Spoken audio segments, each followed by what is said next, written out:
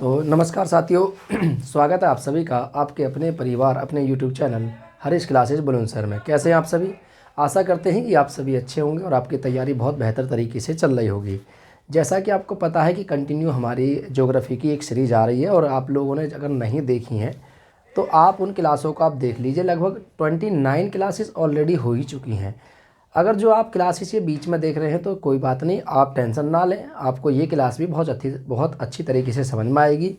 लेकिन कहते हैं कि जब एक सीरीज़ को हम पढ़ते चले जाते हैं, मान लीजिए कोई भी एक सीरीज़ है, जैसे उसका पहला पार्ट हमने देखा, फिर दूसरा पार्ट देखा, फिर तीसरा पार्ट देखा, तो तभी हमारे चौथे पार्ट अच्छी तरीके से, कहने का मतलब है कि 99% बेहतर समझ में आता हमारा उसकी अपेक्षा। तो अगर हम डायरेक्ट अगर चौथे पार्ट पे पहुंच जाएं तो होता यह है कि भाई देखिए, चौथा पार्ट एक साथ समझ में नहीं आता है। 99% ये तब समझ में आएगा जब हम डायरेक्टली हम इन तीनों चैप्टरों को देखेंगे, तीनों पार्टों को देखेंगे, तब हम चौथे पार्ट को अगर देखेंगे तो बहुत आसानी से हमारी समझ में आ जाएगा। ठीक है, चलिए। तो आज का जो हमारा टॉपिक है, आप देख रहे होगे ये क्या बना रखा मैंने। देखिए, ये है भारत के प्रमुख कोयला उत्पादक क्षेत्र। ठीक है, ये भारत के कौन से हैं? ये क्या है? ये भारत के प्रमुख कोयला उत्पादक राज्य है। उत्पादक राज्य एवं क्षेत्र। राज्य एवं क्षेत्र, ये वो राज्य और क्षेत्र हैं, उन राज्यों के अंतर्गत आने वाले क्षेत्र हैं जहां से भारत में सबसे अधिक मात्रा में कोयला निकाला जाता है। कोयले के चारों प्रकार यहीं से निकाले जाते हैं। देखिए, जैसे निकाहामा, यहाँ से एंथ्रासाइट प्रकार का कोयला निकाला जाता है, जो जम्मू कश्मीर से ही निकाला जाता है। एकमात्र ऐसा स्थल जो जम्मू कश्मीर से निकलता है, ये हम आगे बात करेंगे। लेकिन सबसे पहले आज का जो हमारा टॉपिक है वो है ऊर्जा संसाधन। ठीक है, क्या है? ऊर्जा संसाधन, भारत के प्रमुख ऊर्जा संसाधन। ठीक है, तो यहाँ हम डाल लेते हैं टॉपिक, भारत के प्रमुख ऊर्जा संसाधन। ऊर्जा संसाधन, ये हमारा आज का टॉपिक है, ये चैप्टर का नाम है। और हम सबसे पहले इसमें पढ़ेंगे कि ऊर्जा कहते किसे हैं, यानी ऊर्जा होती क्या है, ऊर्जा कहते किसे हैं, ऊर्जा क्या होती है, इसी के बारे में हम बात करेंगे कि ऊर्जा होती क्या। देखिए, ऊर्जा होती क्या है, तो ऊर्जा के बारे में अगर हम बात करें तो ऊर्जा भौतिक रूप में, यानी भौतिकी में कार्य करने की क्षमता को ऊर्जा कहा जाता है। भौतिकी आप जानते हैं, यानी फिजिकल, दैनिक जीवन में जो हमारे अंदर कार्य करने की जो क्षमता होती है उसी को हम ऊर्जा कहते हैं। ठीक है, अभी एक एक पॉइंट को मैं समझाऊंगा। तो भौतिकी में कार्य करने की क्षमता, कार्य करने की क्षमता को ऊर्जा कहा जाता है। ऊर्जा कहा जाता है। अब देखिए, ये ऊर्जा कार्य करने की भौतिकी क्या है? फिजिकल बोलते हैं इसे, और यानी फिजिकल। तो भौतिकी में कार्य करने की क्षमता को ऊर्जा कहा जाता है। अगर आपके अंदर ऊर्जा मौजूद है तो आप कार्य कर सकते हो। उदाहरण के तौर पे मैं आपको एक चीज़ समझाना चाहता हूँ कि आप समझ जाएंगे यहाँ पे कि उदाहरण के तौर पर कि ऊर्जा होती क्या है। देखिए, जैसे मान लीजिए आप सुबह उठे और सुबह उठने के बाद आपने खाना नहीं खाया और आप सीधा डायरेक्ट कुछ कार्य करने के लिए चले गए, तो आप क्या करोगे कि आप थोड़ी सी देर के लिए तो एक जोश में आप काम कर दोगे बहुत अच्छी तरीके से। लेकिन जब आपको महसूस होगा कि हमें खाने की आवश्यकता है, यानी कार्य करने के लिए हमें कुछ खाना ज़रूरी पड़ेगा, जब हम अधिक कार्य कर सकते हैं, तो अगर खाना नहीं खा पाएंगे तो होगा क्या कि हमारे कार्य करने की क्षमता, जो दर होती है, वो धीरे धीरे घटती चली जाएगी और एक समय ऐसा आएगा कि हम बिल्कुल कार्य नहीं कर पाते हैं, हम अधिक थकान महसूस करते हैं। लेकिन जैसे ही हम खाना खाते हैं, एक एनर्जी मिलती है, थोड़ी देर आराम करते हैं, तो शरीर को एक एनर्जी मिलती है, ऊर्जा मिलती है। और ऊर्जा मिलने के बाद आप क्या कहोगे? भाई चलो, मैंने खाना खा लिया, अब हम चलते हैं कार्य करने के लिए। तो ये जो होता है ना, तो कार्य करने की क्षमता को ही क्या कहते हैं? ऊर्जा कहते हैं। ऊर्जा कई रूपों में प्राप्त होती है। ऊर्जा जो होती है, ऊर्जा कई रूपों में प्राप्त होती है। ऊर्जा के विभिन्न रूप होते हैं। कितने होते हैं? तो ऊर्जा के विभिन्न रूप होते हैं। ठीक है, ऊर्जा के विभिन्न रूप होते हैं। अब ये रूप कौन कौन से होते हैं? देखिए, ऊर्जा कई प्रकार की पाई जाती है। ऊर्जा कई प्रकार की होती है। जैसे अगर हम बात करें तो देखिए, जैसे होती है गतिज ऊर्जा। गतिज ऊर्जा, इसे काइनेटिक एनर्जी कहते हैं। गतिज ऊर्जा, गतिज ऊर्जा, ठीक है। एक होती है आपकी तापीय ऊर्जा, एक होती है विद्युत ऊर्जा, एक होती है रासायनिक ऊर्जा। तो तापीय ऊर्जा, तापीय ऊर्जा, विद्युत ऊर्जा, रासायनिक ऊर्जा,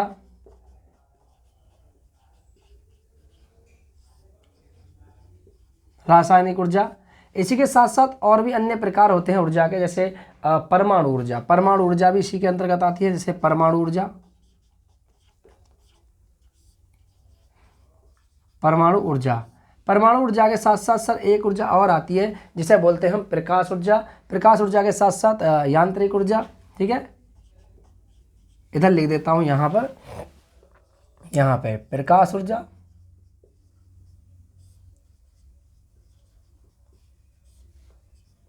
यांत्रिक ऊर्जा,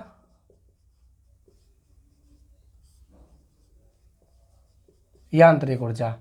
और एक इसके साथ साथ सर एक ऊर्जा और आती है जिसे कहते हैं हम गुरुत्वीय ऊर्जा। गुरुत्वीय ऊर्जा, ध्वनि ऊर्जा, पवन ऊर्जा। ठीक है, गुरुत्वीय ऊर्जा या गुरुत्वाकर्षण ऊर्जा। ठीक है, गुरुत्वाकर्षण ऊर्जा, ध्वनि ऊर्जा, और एक होती है सर पवन ऊर्जा। क्या होती है? पवन ऊर्जा। तो ये ऊर्जा के कई रूप होते हैं जिससे ऊर्जा हमें कई अनेक प्रकारों से हमें प्राप्त होती है। हम गतिज ऊर्जा की बात करें तो गतिज ऊर्जा जैसे जल में, जल एक इसे बोलते हैं काइनेटिक एनर्जी। काइनेटिक एनर्जी एक ऐसी एनर्जी होती है जो कणों के माध्यम से, यानी चलते हुए कणों के माध्यम से प्राप्त होती है। जैसे जल, बहता हुआ जल, बहते हुए जल से जो प्राप्त ऊर्जा होती है, ऐसी ऊर्जा को गतिज ऊर्जा कहा जाता है।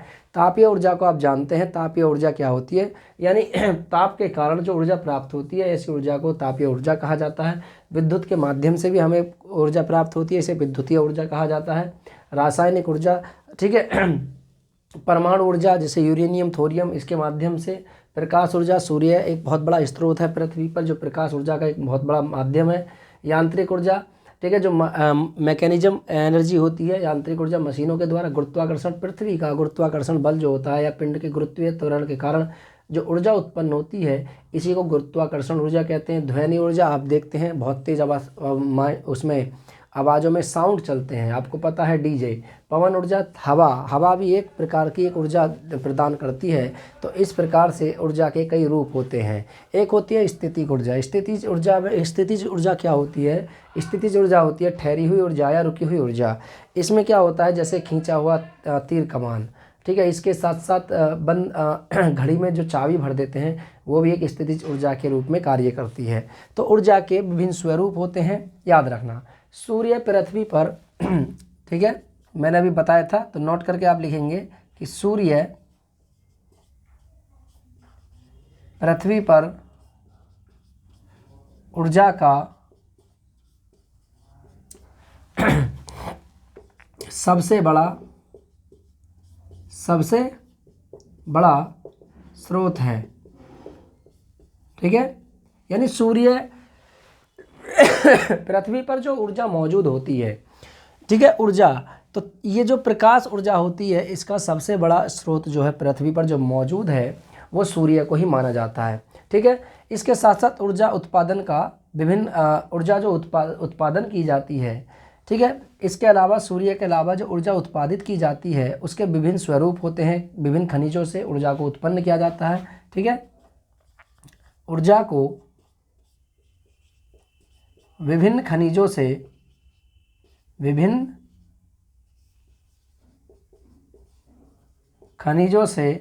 उत्पन्न किया जाता है। विभिन्न खनिजों से ऊर्जा का उत्पादन, या ऐसे लिख सकते हैं, ऊर्जा का उत्पादन, ऊर्जा का विभिन्न खनिजों से उत्पादन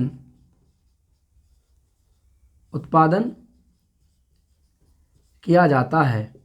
अब ये कौन कौन से खनिज होते हैं जिनसे इसका उत्पादन किया जाता है? जैसे बहुत सारे खनिज हैं, जैसे कोयला, कोयले से भी क्या होता है, कोयले से क्या होता है, ऊर्जा उत्पन्न की जाती है। पेट्रोलियम से ऊर्जा उत्पन्न की जाती है, पेट्रोलियम, पेट्रोलियम भी एक माध्यम है ऊर्जा उत्पादन करने का। ठीक है, प्राकृतिक गैस, प्राकृतिक गैस ये भी एक माध्यम है ऊर्जा उत्पादन करने का, प्राकृतिक गैस।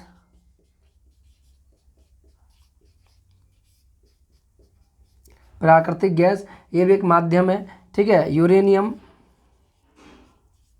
यूरेनियम ये भी एक माध्यम है ऊर्जा उत्पादन करने का। ये खनिज हैं और इन खनिजों से भी इन खनिजों से भी ऊर्जा उत्पन्न की जाती है। और मैं पांचवें की बात करूं तो सर एक आता है विद्युत। और विद्युत में बहुत सारी ऐसे खनिज होते हैं जिनका इस्तेमाल विद्युत उत्पादन में किया जाता है, जिनमें यूरेनियम के माध्यम से भी विद्युत का उत्पादन किया जाता है। तो ये वो खनिज हैं जिनके माध्यम से ऊर्जा का उत्पादन किया जाता है। आइए जानते हैं ऊर्जा के वर्गीकरण को लेकर के। यहाँ तक आपने ऊर्जा समझी कि ऊर्जा होती क्या है। ऊर्जा कहते किसे हैं? ऊर्जा भौतिकी में कार्य करने की क्षमता को ऊर्जा कहा जाता है। इसके विभिन्न स्वरूप होते हैं, गतिज ऊर्जा, तापीय ऊर्जा, विद्युत ऊर्जा, रासायनिक ऊर्जा, परमाणु ऊर्जा, प्रकाश ऊर्जा, यांत्रिक ऊर्जा, गुरुत्वाकर्षण ऊर्जा, ठीक है, ध्वनि ऊर्जा, इसके साथ साथ पवन ऊर्जा। पृथ्वी पर सबसे बड़ा जो स्रोत है वो सूर्य को माना जाता है ऊर्जा का। और ऊर्जा को विभिन्न खनिजों से भी उत्पन्न किया जा सकता है, जिसमें कोयला होता है, यूरेनियम होता है, इसके साथ साथ पेट्रोलियम होता है, प्राकृतिक गैस होती है, इसके साथ साथ विद्युत के माध्यम से भी ऊर्जा का उत्पादन किया जाता है। आइए जानते हैं ऊर्जा के वर्गीकरण को लेकर के। तो ऊर्जा का वर्गीकरण कितने भागों में किया गया है? तो यहाँ पे अब हम अगला पॉइंट डालेंगे। ये तो मेन हेडिंग है, तो अब दूसरा जो हेडिंग है वो है ऊर्जा का वर्गीकरण। कौन सा है? ऊर्जा का वर्गीकरण। दूसरी हेडिंग यहाँ पे आ जाएगी। पहली हेडिंग ये हो गई, दूसरा हो जाएगा ऊर्जा का, ठीक है, ऊर्जा का वर्गीकरण। ठीक है, वर्गीकरण मतलब कितने वर्गों में बांटा गया है? ऊर्जा को दो वर्गों में बांटा गया है। एक है इसकी नवीकरणीय, एक है इसकी वाणिज्यिक, एक होती है गैर वाणिज्यिक। तो पहले देखेंगे हम गैर वाणिज्यिक। तो ऊर्जा का वर्गीकरण दो भागों में किया गया है। एक भाग है इसका वाणिज्यिक। कौन सा है? वाणिज्यिक। एक वाणिज्यिक है, वाणिज्यिक ऊर्जा, एक वाणिज्यिक ऊर्जा है, और एक है आपके गैर वाणिज्यिक।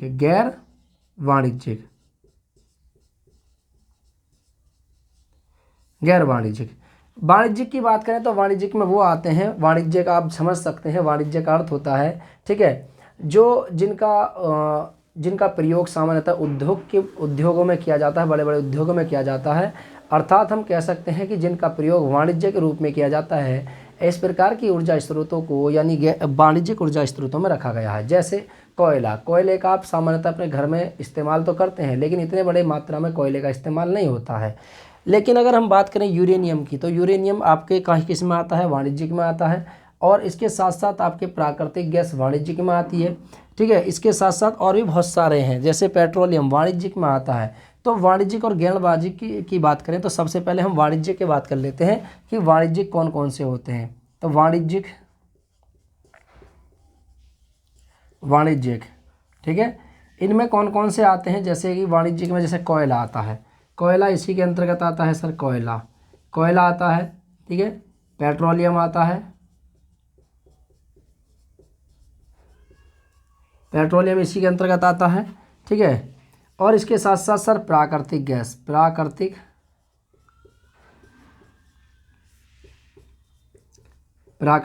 इसमें आती है। प्राकृतिक गैस के साथ साथ सर यूरेनियम, कौन सा है? यूरेनियम होता है, जल शक्ति होती है, जल शक्ति, मैं यहाँ लिख देता हूँ, जल शक्ति इसी के अंतर्गत आती है। और आगे बात करें हम सर इसमें पवन ऊर्जा,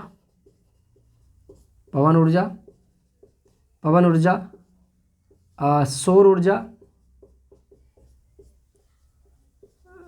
ऊर्जा, और इसके अलावा परमाणु ऊर्जा, एक परमाणु ऊर्जा भी इसी के अंतर्गत आती है।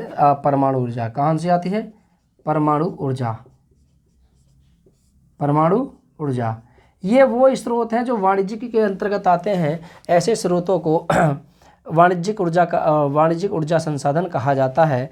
यानी वाणिज्यिक ऊर्जा कैसे कहते हैं? वाणिज्यिक ऊर्जा वो ऊर्जा होती है जो प्राकृतिक में मौजूद होती है या प्रकृति स्वयं इनको देती है, और प्रकृति में इनका भंडार सीमित रूप से या असीमित रूप से होता है। ऐसे ऊर्जा को वाणिज्यिक ऊर्जा के रूप में रखा जाता है। जैसे आप कोयले की बात करें तो कोयला कई प्रकार से हमारे पास मौजूद होता है और कोयले का हम ऊर्जा के रूप में प्रयोग करते हैं। वहीं प्राकृतिक गैस की बात करें तो प्रकृति में नीचे गैसें निकलती हैं प्राकृतिक, ठीक है, पृथ्वी के भूगर्भ से या पृथ्वी में आप देख सकते हैं वायुमंडल में भी अनेक गैसें मौजूद होती हैं, ठीक है। लेकिन ये गैसें वो नहीं, ये वो गैसें हैं जिनसे ऊर्जा के रूप में प्रयोग किया जाता है। ऐसी गैसों को प्राकृतिक गैस की श्रेणी में रखा जाता है। पवन ऊर्जा की बात करें तो पवन ऊर्जा जब तेज़ हवा चलती है तो, ठीक है, विंड एनर्जी इसे कहते हैं। और ज़्यादातर जहाँ पर हवा का बहाव तेज़ होता है, गति तेज़ होती है, ऐसे क्षेत्रों में बड़े बड़े संयंत्र लगाए जाते हैं। इनके माध्यम से ऊर्जा उत्पन्न की जाती है।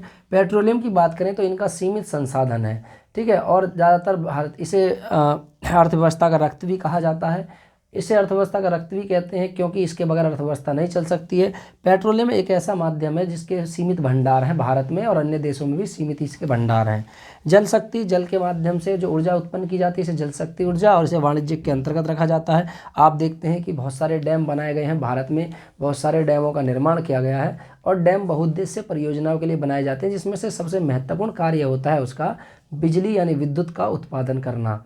बड़े बड़े यहाँ पर क्या लगाए जाते हैं? टरबाइन लगाए जाते हैं। जब वो टरबाइन उन पर उन टरबाइन की पंखुड़ियों पर जल पड़ता है तो टरबाइन तेज़ी के साथ घूमते हैं, जिससे विद्युत उत्पादन होती है। सौर ऊर्जा आप देख सकते हैं, पृथ्वी सबसे बड़ा स्रोत पृथ्वी पर सूर्य होता है। सौर ऊर्जा का ताप बढ़ेगा, सौर ऊर्जा में वृद्धि होगी। परमाणु ऊर्जा आप देख सकते हैं, परमाणु ऊर्जा, ठीक है, परमाणु ऊर्जा इसमें यूरेनियम, थोरियम, ठीक है, इनका इस्तेमाल किया जाता है, और इस प्रकार से जो ऊर्जा उत्पन्न की जाती है इसे परमाणु ऊर्जा कहते हैं, ठीक है। अब आइए जानते हैं गैर वाणिज्यिक। गैर वाणिज्यिक में कौन कौन से आते हैं? जैसे जलाऊ लकड़ी, सामान्यतः गांव में ये सबको आपको मिल जाएंगी। जैसे नंबर फर्स्ट जलाऊ लकड़ी, कौन सी? जलाऊ लकड़ी, ठीक है। आप देखते होंगे गांव में कुछ महिलाएं होती हैं जो लकड़ी बीनने के लिए जाती हैं और उनका फिर उन लकड़ियों का इस्तेमाल अपने प्रयोग के लिए करती हैं। जैसे उनसे रोटी बनाना, ठीक है, सब्जियां बनाना, खाना पकाना उन्हीं से होता है। पानी गर्म करना उन लकड़ियों के माध्यम से होता है, क्योंकि गैसें सिलेंडर हर कोई आप तो आप देख सकते हैं कि क्योंकि सिलेंडर जो घर घर बांटे गए थे, लेकिन कुछ लोग ऐसे होते हैं कि उनके पास भरने के लिए पैसे नहीं होते हैं, लेकिन वो क्या करते हैं कि उनके पास आसपास के प्रकृति के द्वारा दिए गए संसाधन बहुत होते हैं। जैसे कि वो जंगल जाते हैं, लकड़ी बीन कर लेकर आते हैं और घर पर आकर के उनसे खाना पकाते हैं, पानी गर्म करते हैं, या अन्य और भी बहुत सारे कार्य उनके माध्यम से किए जाते हैं। तो जलाऊ लकड़ी, इसके साथ साथ सर यहाँ पर इसके अलावा जलाऊ लकड़ी के बाद जो यहाँ पर आता है जिसमें से चारकोल, चारकोल भी इसी में आता है, ठीक है। तो चारकोल ये भी एक पीट बिटुमिनस होता है, यानी एक प्रकार से ये भी एक कह सकते हैं कोयला होता है, ये भी कोयले का प्रकार ही होता है।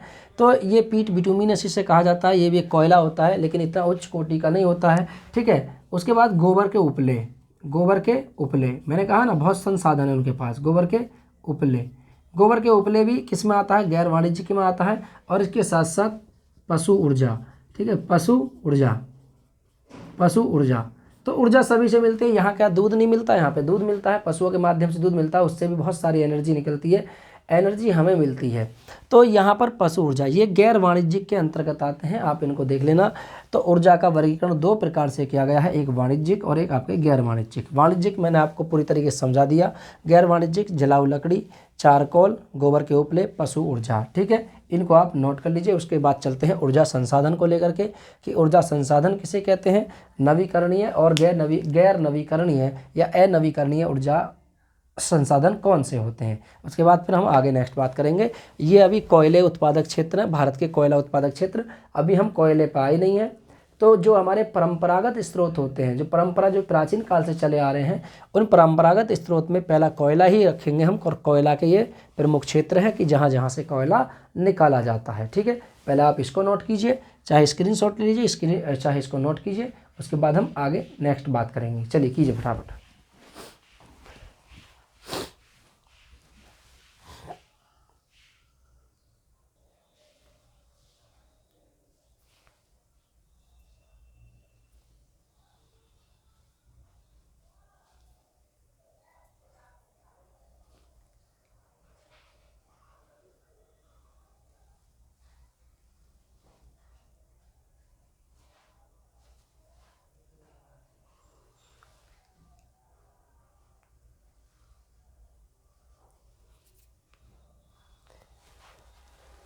यहाँ तक हो गया ना। चलिए आइए देखते हैं नेक्स्ट। देखिए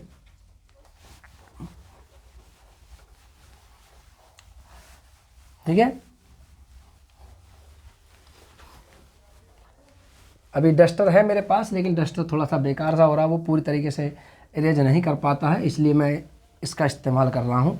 ये एक साफ़ था, लेकिन बाद में इसके इस्तेमाल के लिए ही मैंने इसको यूज कर लिया यहाँ पे, ठीक है, इसके प्रयोग के लिए, जिससे कि इसका साफ अच्छे से तो हो जाता है ये, ठीक है। चलिए, तो ये थे हमारे, अभी तक तो हमने देखे जो ऊर्जा का वर्गीकरण देखा हमने। आइए जानते हैं ऊर्जा के संसाधन कौन कौन से होते हैं। ऊर्जा संसाधन, एक होता है नवीकरणीय है, एक होता है अनवीकरणीय। तो ऊर्जा संसाधन की अगर हम बात करें, किसकी बात करें, ऊर्जा संसाधन, ऊर्जा संसाधन यानी ऐसे कौन कौन से संसाधन हैं जिनसे ऊर्जा मौजूद होती है, जिसमें ऊर्जा मौजूद होती है, जिनसे ऊर्जा का हम उत्पादन करते हैं। तो इनको दो भागों में बांटा गया है, इनको दो भागों में बांटा गया, यानी ऊर्जा संसाधन को दो भागों में बांटा गया। एक है आपके परंपरागत ऊर्जा स्रोत, या फिर इन्हें नवीकरणीय ऊर्जा स्रोत कहते हैं। एक होता है अनवीकरणीय। तो एक होता है नवीकरणीय, नवीकरणीय ऊर्जा संसाधन, और एक होता है अनवीकरणीय, अनवीकरणीय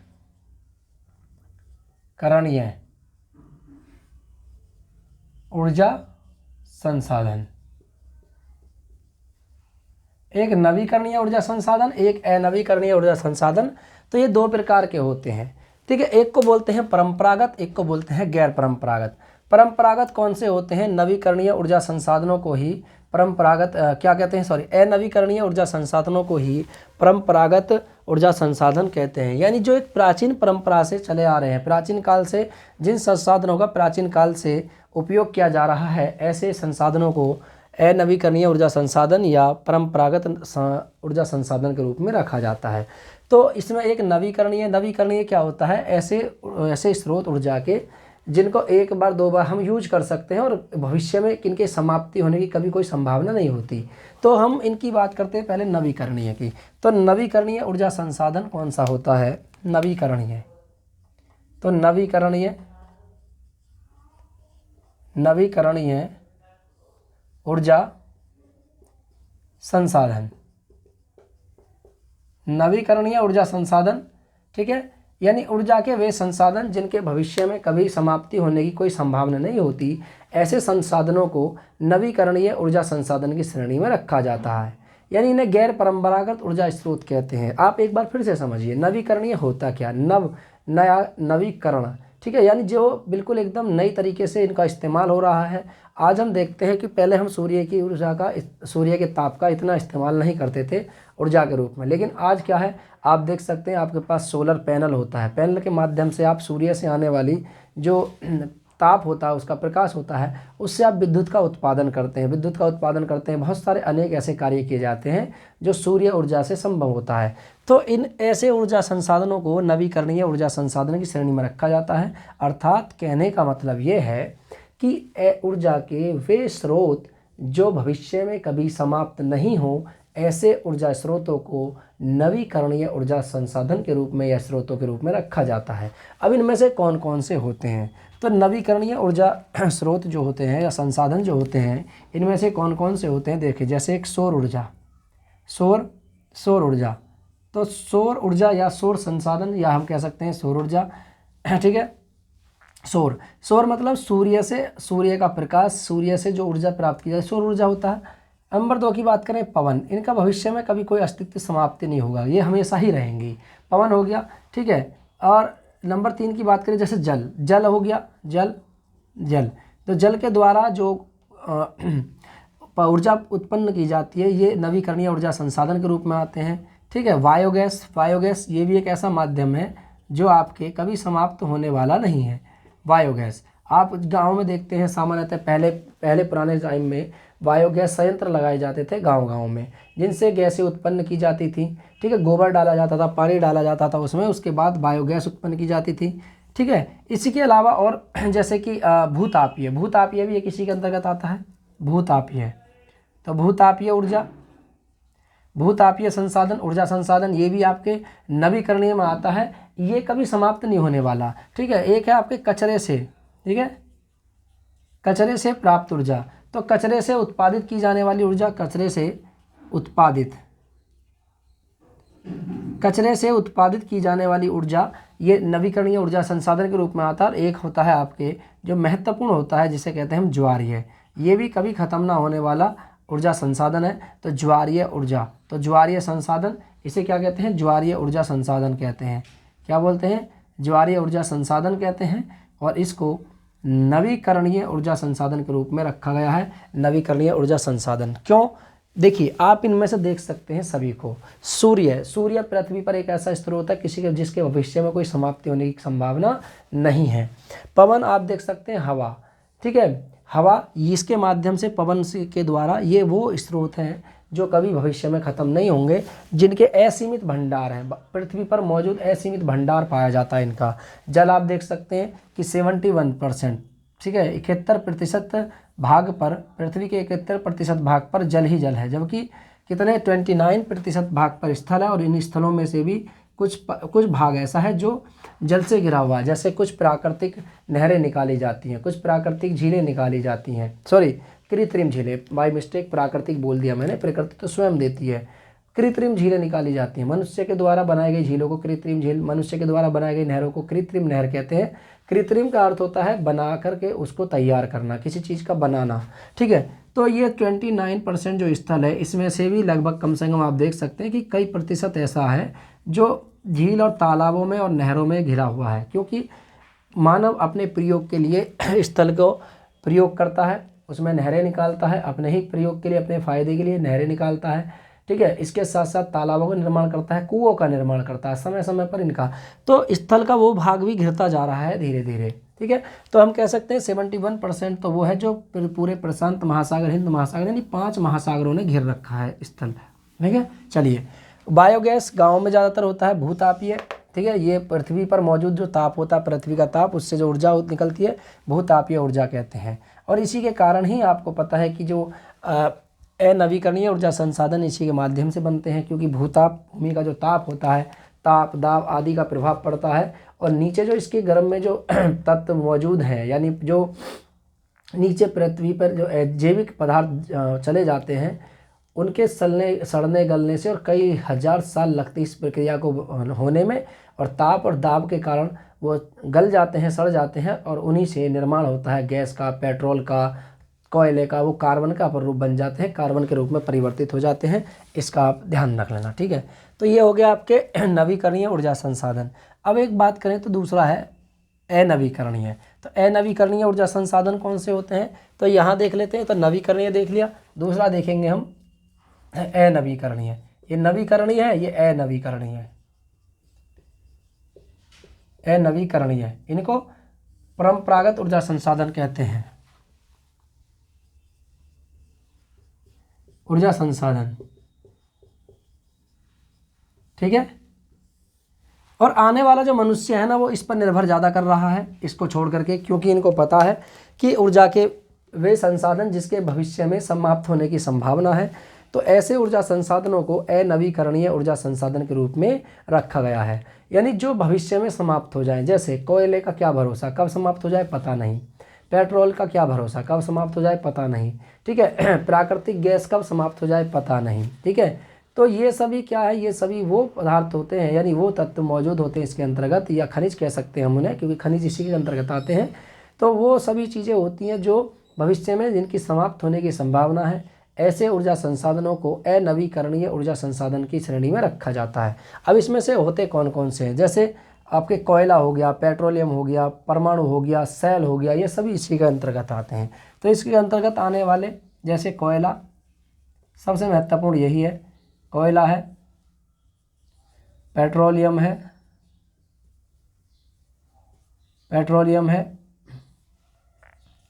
प्राकृतिक गैस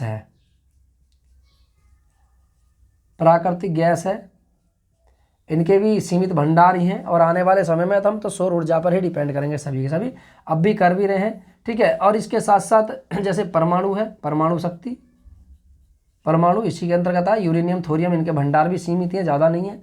और नंबर 5 में जो होता है जैसे सेल है, चट्टान बहुत सारी ऐसी होती हैं जिनसे ऊर्जा प्राप्त होती है, यानी ऊर्जा के अनवीकरणीय ऊर्जा संसाधन होते हैं, तो सेल है। इनकी जो है इनका भविष्य में समाप्ति होने की संभावना ज़्यादा बनी हुई है। और इसी को लेकर के आपको पता है कि टेस्ला कंपनी आ चुकी है जो कि रिन्यूएबल एनर्जी की बात करता है कि जो एक बार डाउन हो गया उसको हम दोबारा से यूज कर सकते हैं, चालू कर सकते हैं। और वहाँ पर टेस्ला ऐसी गाड़ियाँ लेकर आए जो केवल किससे चल रही हैं, इलेक्ट्रिक यानी विद्युत से चल रही हैं। और विद्युत बनाने के बहुत सारे माध्यम हैं, आप देख सकते हैं। सौर ऊर्जा सबसे बड़ा स्रोत है यहाँ पर पृथ्वी पर, ठीक है। चलिए, तो ये आपके इसमें आ गए। अब आइए बात करते हैं थोड़ा सा एक बार इनसे अलग हटके थोड़ा सा जीवाश्म ईंधन की, कि जीवाश्म ईंधन होता क्या है, जीवाश्म ईंधन किसे कहते हैं। चलिए आइए नेक्स्ट हेडिंग डालिए आप जीवाश्म ईंधन की, ठीक है। किसकी, जीवाश्म ईंधन। जीवाश्म ईंधन किसे कहते हैं, जीवाश्म ईंधन, ठीक है। एक बार मैं चेक कर लेता हूँ, ठीक है। चलिए, वेरी गुड, शाबाश। जीवाश्म ईंधन, तो जीवाश्म ईंधन होता क्या, देखिए जीवाश्म का मतलब होता है जीवों के अस्तित्व, यानी जीवों के अस्थि पंजर। जीव असम यानी कहने का मतलब है जीवों के सड़े गले अंश, उनके माध्यम से या उन्हीं के द्वारा बनाए गए ईंधन को जीवाश्म ईंधन कहा जाता है। जैसे ऐसा मानते हैं कि लगभग कम से कम कई हजार साल पहले, करोड़ों साल पहले पृथ्वी पूरी तरीके से परिवर्तित हो गई। जब ब्रह्मांड में पृथ्वी टूट करके अलग बनी, सूर्य से अलग बनी, तो पृथ्वी दहकता हुआ आग का गोला थी। और इस पर एक युग चला जिसे डायनासोरस का युग कहते हैं। डायनासोरों का युग चला, और जब वहाँ पर वो युग चला तो इसमें हुआ क्या था कि उल्का पिंड यहाँ पर गिरे, तो यहाँ पर जितने भी मौजूद थे डायनासोर, उनका अस्तित्व समाप्त हो गया। अस्तित्व समाप्त हुआ तो ऐसा मानते हैं कहीं पर पृथ्वी में उथल पुथल हुए, पृथ्वी पलटी, यानी ऊपर नीचे ज़मीन ऊपर हुई नीचे हुई। और इसके कारण जो वहाँ पर जितने भी जीव जंतु थे, मौजूद थे, पेड़ पौधे थे, वो पृथ्वी के नीचे गर्भ में पहुँच गए। और जब गर्भ में पहुँचे तो उनके पहुंचने के कारण हुआ क्या कि पृथ्वी का जो नीचे का ताप है, दाब है, इनका प्रभाव इन पर पड़ता चला गया, और धीरे धीरे ये जो है सड़ते गलते चले गए। और इन्हीं के परिणाम के स्वरूप यहाँ पर जो ईंधन बना, इसे ही जीवाश्म ईंधन कहा गया। अब इसमें हम कह सकते हैं जैसे कोयला, प्राकृतिक गैस, पेट्रोलियम के सम्मिलित रूप को जीवाश्म ईंधन कहा जाता है। तो इसमें क्या लिखेंगे हम कि कोयला,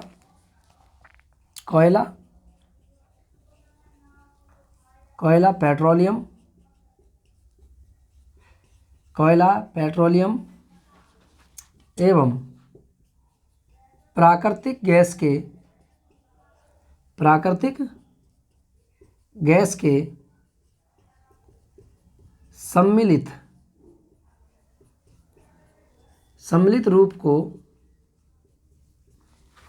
रूप को जीवाश्म ईंधन कहते हैं। क्या कहते हैं इसे, जीवाश्म ईंधन कहते हैं, ठीक है। याद रखना, ये सम्मिलित रूप होता है, कोयला होता है, पेट्रोलियम होता है, प्राकृतिक गैस के सम्मिलित रूप को जीवाश्म ईंधन कहा जाता है, ठीक है। ध्यान रखना इस चीज़ को लेकर के, और आपके बहुत बेहतर तरीके से समझ में भी आ रहा होगा, याद रखना इसमें। अब इसमें देखिए, जीवाश्म ईंधन कई रूपों में होता है, रूपों में को जीवाश्म ईंधन कहते हैं। भारत में इनका प्रयोग बहुत अधिक मात्रा में होता है। तो भारत में वाणिज्यिक ऊर्जा के रूप में इनका प्रयोग किया जाता है। किसके रूप में, तो भारत में, यहाँ लिख सकते हैं भारत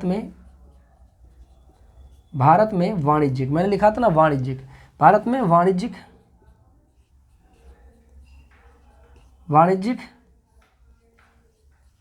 ऊर्जा के रूप में इनका उपयोग किया जाता है। इनका उपयोग किया जाता है। अब ये कौन कौन से होते हैं, जैसे सबसे अधिक मात्रा में जिसका उपयोग किया जाता है इनमें से वो है आपके तापीय ऊर्जा। कौन सी होती है, तापीय ऊर्जा। तो इनका जो उपयोग है इसमें से तापीय ऊर्जा नंबर 1 पे होती है, तापीय ऊर्जा, ठीक है। तापीय ऊर्जा ये कितना होता है, यानी 59.7% अकेला भाग होता है। ये कितना, 59.7% जिस ऊर्जा का हम उपयोग करते हैं उसे तापीय ऊर्जा कहते हैं। और इनमें से सबसे अधिक, इसमें से 3 होते हैं तापीय ऊर्जा के रूप में, 3 होते हैं, जैसे कोयला है, प्राकृतिक गैस है, प्राकृतिक गैस है और इसी के साथ साथ इसमें, ठीक है, पेट्रोल है, पेट्रोलियम है। इनमें से भी लगभग 51.7%, ठीक है, कोयले का इस्तेमाल, यानी कोयले की ऊर्जा के रूप में इस्तेमाल किया जाता है। 51.7% कोयले के रूप में इस्तेमाल किया जाता है।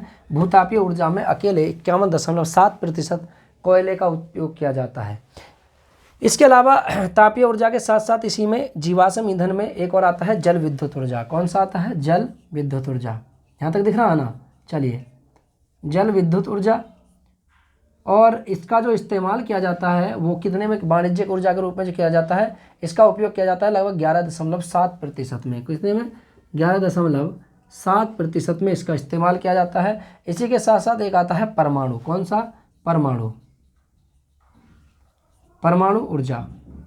इसका इस्तेमाल कितने रूप में किया जाता है? तो इसका इस्तेमाल मात्र 1.7% रूप में इसका इस्तेमाल किया जाता है।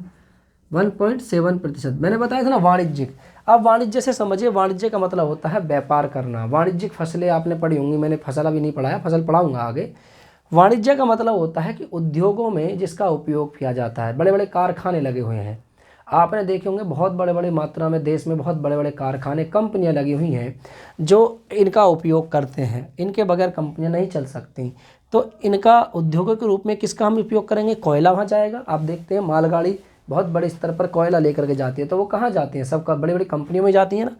प्राकृतिक गैस से भी बहुत सारी चीज़ें चलती हैं और पेट्रोलियम के माध्यम से भी चलती हैं। आप कहीं छोटी सी भी कंपनी वहाँ जनरेटर चलाना पड़ता है डीजल पेट्रोल के माध्यम से। तो पेट्रोलियम का अर्थ होता है इसमें बहुत सारी चीज़ें आ जाती हैं। पेट्रोलियम अकेला पेट्रोल ही नहीं है, पेट्रोलियम में अकेले बहुत सारी चीज़ें आ जाती हैं इसके अंतर्गत, अकेले के अंतर्गत। जैसे प्राकृतिक गैस भी इसी के साथ निकलती हैं, ठीक है, ये हो गया।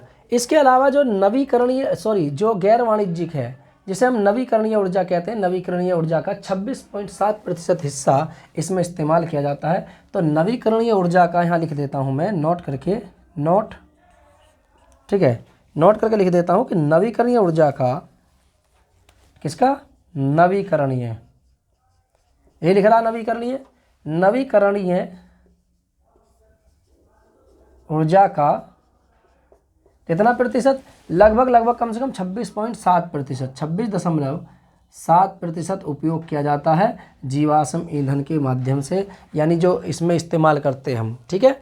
भारत में वाणिज्यिक ऊर्जा के रूप में इनका उपयोग किया जाता है और नवीकरणीय ऊर्जा का 26.7% इसमें उपयोग किया जाता है, ठीक है। आप इसको नोट कीजिए। उसके बाद फिर हम आगे चलते हैं, किसको लेकर के? ऊर्जा के परंपरागत स्रोतों को लेकर के। कौन से परंपरागत? ये वाले स्रोत को हम पढ़ेंगे, ठीक है, जिन्हें हम अनवीकरणीय ऊर्जा संसाधन कहते हैं। तो ये अनवीकरणीय है। इनमें से तापीय ऊर्जा में कोयला आ गया, पेट्रोलियम, प्राकृतिक गैस, परमाणु ऊर्जा, ठीक है, सेल इसमें आ जाती हैं। तो अब हम पढ़ेंगे आगे चल करके ऊर्जा के परंपरागत स्रोत, ठीक है। पहले इसको नोट कीजिए फटाफट।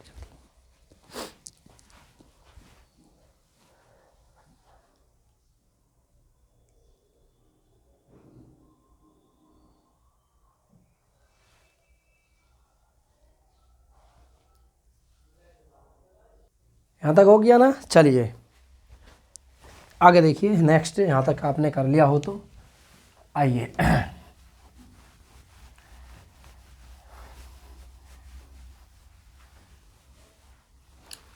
अभी तक हमने जो चीज़ें पढ़ी, हमने बहुत सारी चीज़ें अब तक पढ़ ली हैं और आपके समझ भी बहुत अच्छी तरीके से आ रहा होगा। बस यही है कि आप लोग क्लास नहीं देखते हैं अभी फ़िलहाल में, कभी कभी देख लेते हैं। मैंने फिर कहा है कि आपको 1 या 2 मिनट की क्लास आपके समझ में नहीं आएगी। आप सोच रहे होंगे भाई हम एक बहुत सारे अच्छे फेमस टीचर से पढ़ लें, वहाँ समझ में हमारे आ जाएगी। देखिए, बस आप किसी से भी पढ़ लीजिए, लेकिन आप ये है कि किसी भी टीचर की आप वीडियो देखिए, वहाँ आप रुक कर के वीडियो देखिए उस चीज़ को। ऐसा नहीं है, हो सकता है कि मेरा तरीका आपको समझ नहीं आ रहा हो, आप रुक के देखिए एक बार वीडियो, और जब वीडियो आपको अच्छी नहीं लग रही तो आप कमेंट करके बता दीजिए कि भाई यहाँ पे कोई कमी चल रही है, आप इसको सुधार कीजिए। ऐसा नहीं है, ऑफलाइन काफ़ी सालों से पढ़ा रहा हूँ, अब भी पढ़ा ही रहा हूँ, और ये तो फिर मेरा चैनल था तो मैंने अपने सोचा कि मैं अपने चैनल पे भी वीडियो प्रोवाइड करा दूँ आपको। ऑफलाइन मुझे काफ़ी साल हो गए पढ़ाते पढ़ाते और इस बार आपको यकीन नहीं होगा, मैंने जहाँ पढ़ाया था ऑफलाइन, वहाँ पर मैंने इतना कराया था उनको, लोगों को, उन स्टूडेंटों को, कि उनके लगभग 28 29 क्वेश्चन लग चुके थे उसमें, लेकिन करके ही नहीं आए गए थे, क्योंकि उन्होंने कभी हम पे भरोसा ही नहीं किया। हम उनसे रोज़ाना यही कहते थे कि भाई कर लो कर लो कर लो, मैं इतना सफिशिएंट करा दूंगा आपके लिए, इतना लिखवा दूंगा कि आपको कहीं भागने की आवश्यकता नहीं पड़ने की है। Syllabus to syllabus, according to syllabus to syllabus चलेंगे हम, और इसके माध्यम से आपको बहुत सारे क्वेश्चन हम कराएंगे। मैंने वहाँ प्रैक्टिस सेट भी लगवाए थे, मैंने वहाँ थॉर्टिकल कराया था, ठीक है, बहुत सारी चीज़ें मैंने वहाँ पढ़ाई थी। साइंस के मैंने बहुत सारे क्वेश्चन पढ़ाए थे, वहाँ पे 450 क्वेश्चन लिखवाए थे मैंने। वो मैंने साइंस मैंने वहाँ पे 1 लाइनर लिखवाया था, लेकिन बाकी चीज़ें मैंने थॉर्टिकल पढ़ाई थी, और उन्हीं में से वहाँ पर उनको आया, लेकिन कोई करके ही नहीं आया इतना ज़्यादा। चलिए आप लोग इस गलती को ना दोहराएं। यूपी पुलिस के पेपर में इस बार यूपी पुलिस में जो इस बार 2024 का एग्ज़ाम हुआ था, इसमें मेरे द्वारा पढ़ाए हुए 28, 27, 26 इस तरीके के क्वेश्चन लगे हैं। 38 में से भैया ये। और भैया कोई भी टीचर 80 आपको 100% नहीं पढ़ाता है, ध्यान रखना। मैं कहूँ कि आप यहीं जुड़ जाइए, आपको इसके लिए कम से कम पूरे 1 साल की मेहनत चाहिए कि सर आपके, तब आपके जीएस कहीं मान लीजिए 80% जाकर कवर होगी आपके। आपको जीएस में ज्ञाता नहीं बनना है, आपको केवल पेपर निकालने हैं, क्योंकि हमें पेपर निकालने से मतलब होता है सर हम केवल वैकेंसी, जितनी जल्दी से जल्दी वैकेंसी आए और वैकेंसी भर जाए और वैकेंसी में एक सीट हमारी हो जाए, हमें केवल इससे ही मतलब होता है। ठीक है, चलिए अब बात करते हैं ऊर्जा के स्रोत, परंपरागत स्रोत यानी परंपरागत ऊर्जा संसाधन या फिर आपके गैर परंपरागत ऊर्जा संसाधन। तो इनके बारे में हमने ऑलरेडी चर्चा कर ली है। अब हम बात करते हैं ऊर्जा के परंपरागत संसाधन के बारे में। ठीक है, तो ऊर्जा के परंपरागत संसाधन, ऊर्जा के परंपरागत संसाधन।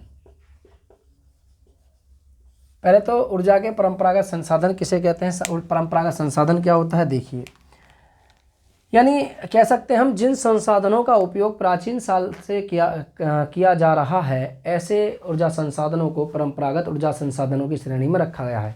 यानी जिन संसाधनों का उपयोग, जिन संसाधनों का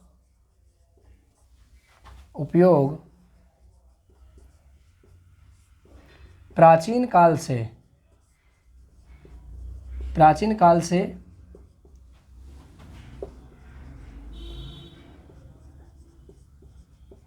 किया जा रहा है,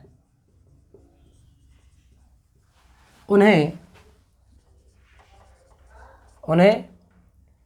परंपरागत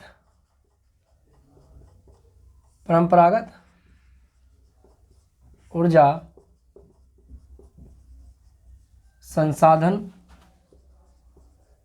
कहते हैं। ठीक है, ये ऊर्जा के प्रमुख यानी मूल स्रोत होते हैं, ये ऊर्जा के प्रमुख स्रोत होते हैं, प्रधान स्रोत होते हैं, ये ऊर्जा के प्रधान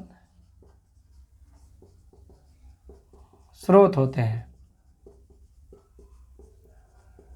ये ऊर्जा के प्रधान स्रोत होते हैं। इनमें से कौन कौन से होते हैं, जैसे कोयला,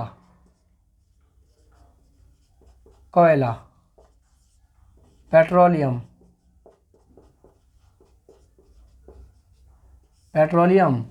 और गैसें।